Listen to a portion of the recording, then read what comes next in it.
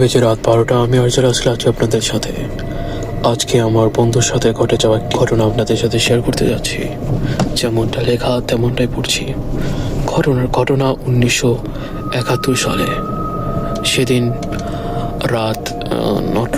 ভোর 4টায় আমার বন্ধু হেঁটে যাচ্ছিল। হঠাৎ করে তাল গাছের উপর একটা মেয়েকে দেখতে পেল আমার বন্ধু।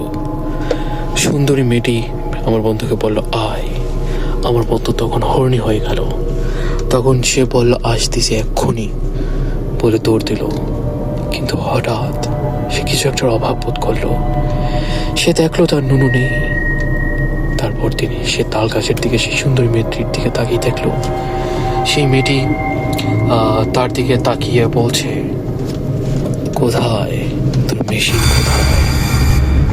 সেখানেই আমি জ্ঞান হারাই।